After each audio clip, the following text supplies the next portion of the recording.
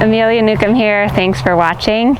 I put out new dressage training videos every Wednesday, so subscribe and hit the bell if you want to get notified when I put out a new video. Sign up for my email list. I send out great emails about dressage training and riding if you're interested in learning more about dressage. So today I'm giving you 5 quick fixes for rider position to improve your dressage riding position. So comment below, let me know what your biggest rider position flaw is, and maybe I can come up with a trick for you. This is my bag of tricks.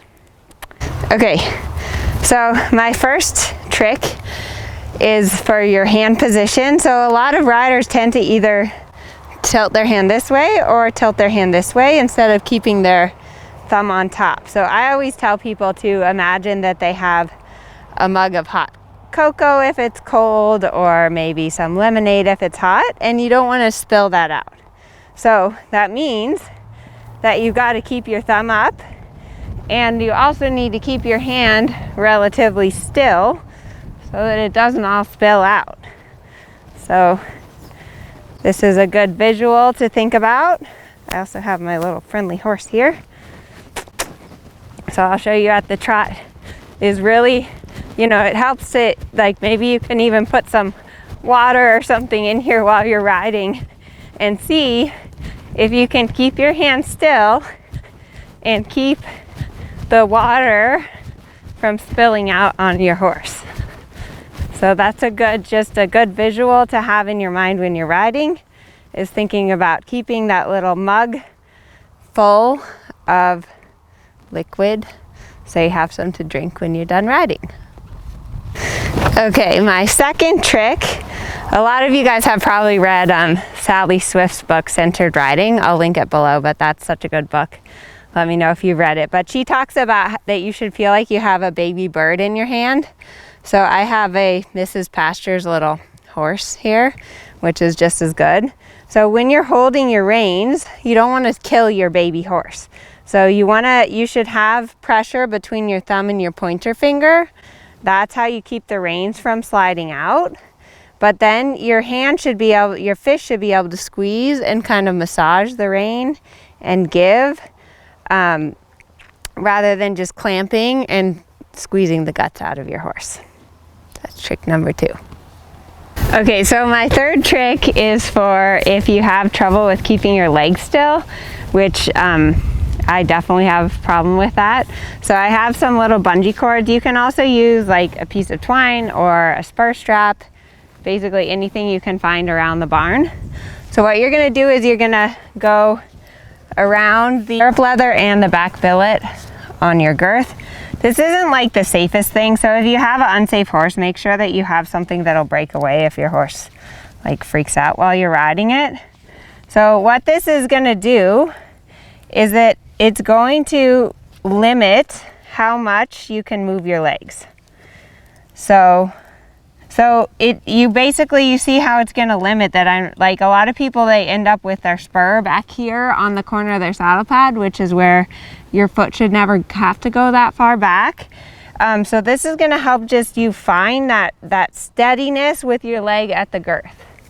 I'm going to do one on the other side, and then I'm going to try and ride her with them.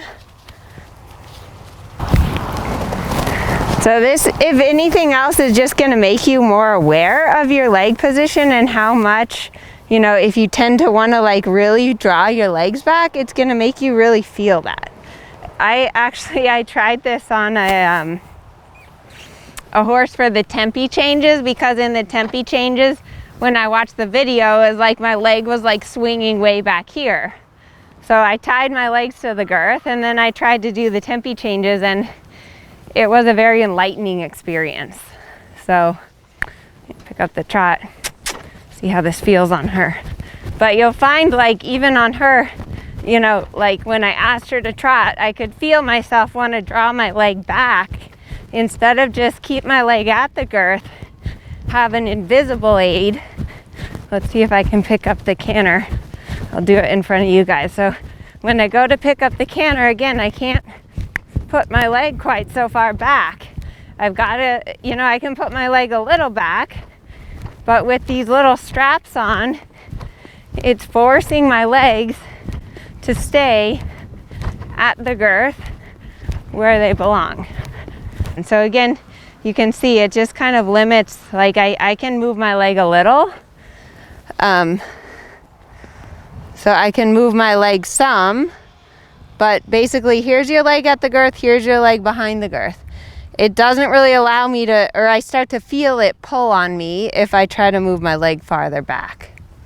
So give that one a try. Let me know if it helps you. Trick number 4, I think we're on number 4, is a trick to keep your hands still. I think a lot of riders struggle with the feeling that their hands are all over the place, and also, you know, you always hear this like, oh, you need to have forward feeling hands, and you think, okay, well that's great, but I don't really know how to get that. So what you're gonna do is find a piece of like a lead rope or any kind of rope. This is a pair of draw reins. What you do is you're gonna put it around your horse's neck like this, and then you're gonna hold your extra strap in addition to your reins. And what you're gonna, so when your reins like can move your horse's head around, but this strap around your horse's neck, like you really can't move your horse's neck that much. So let's give this a try. It's a little tricky to figure out how to hold all this stuff. But what this is gonna prevent you from doing is from pulling your hands backwards. So you wanna feel like a little bit of, get your hands in the position that you want them to be in. And then you wanna feel a little tension on that rope that's around your horse's neck. And then we're gonna try and ride. And it's gonna be interesting because you're not gonna be able to do so much maneuvering with your fingers.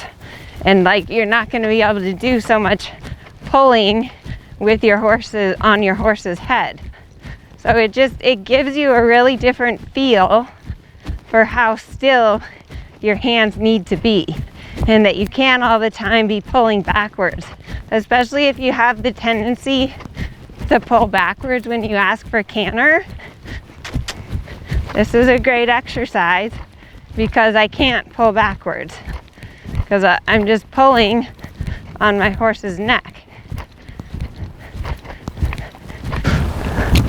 Okay, hack number 4 or 5, I forget what we're on. A lot of people do this with their elbows, the chicken arm. Not a good look for riding. So this is gonna fix that. What you're gonna do, this is just like a workout band. You can order them online, or you can get a TheraBand and tie it. You're gonna put it around your wrists, and then you're gonna pick up your reins and ride with this around your wrist. And what you don't want it to be a super strong band. This one's actually a little bit too strong. You want it to be a little softer than this one. And what you want to try to do is kind of pin your elbows to your side and open your hands apart from each other, so that that you feel that feeling through your chest and through your wrists of how to correctly use your arms, and that you also feel that your elbows at your side and that your hands can go apart from each other.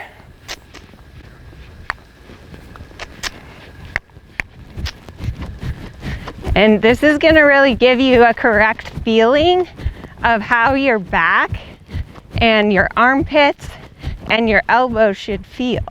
So you can probably see immediately how, when I have this on, like my chest is open, my shoulder blades are back and together, my elbows are really bent, and this is gonna make you tired. Like already I can feel my chest is a little tired. I'm not used to holding this position. Let's see if I can canter and do it. You'll also feel that you have to kind of do more subtle aids with your hands, because you've got this thing tying your hands together. So it's a really an exercise in awareness to find that correct hand position that you want. Good girl, Fabi. Okay, my last hack, I forgot the prop for. So my fifth hack, which I like to make people do if I'm feeling very mean, is I put their cell phone underneath their knee to get their leg position correct. So when you're riding dressage, you don't want to have floppy knees. Like, you don't want your knees, you shouldn't see daylight between your knee and the saddle. A lot of people kind of ride like this, like on their, off of their spur and their heel. And in dressage, your upper leg, your inner thigh, and your knee are really important to support your seat. So you can put a cell phone, a piece of paper. I'm going to put this right here under my knee. And then you can put a $100 bill. And if you still have the $100 bill by the end of your ride, you can buy yourself dinner. So I'm going to put that under my knee. And then I'm going to test and see if I'm supporting my horse with my knees.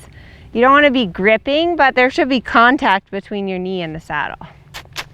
So let's see if I can hang on to this thing and ride around. If you have your cell phone there, you can feel it. It gets a little uncomfortable, but again, it's just this. These are all tricks of becoming aware. So I'm trying to feel that band under my knee and making sure that I'm not going to lose it. I'm going to keep my leg long. I'm going to keep my knee in the saddle, and I'm not going to lose that band. Now let me show you. If my knee starts flopping out of the saddle, like that, okay, there goes my band. It fell down. So that's why, that's a good little, good girl, Fabi. That's a good awareness thing, is to put something under your knee and see if you can keep hold of it while you're riding. You're a good girl. So comment below, let me know what other tricks you guys use to improve your riding position, and try some of these out. Let me know if they help you. The end.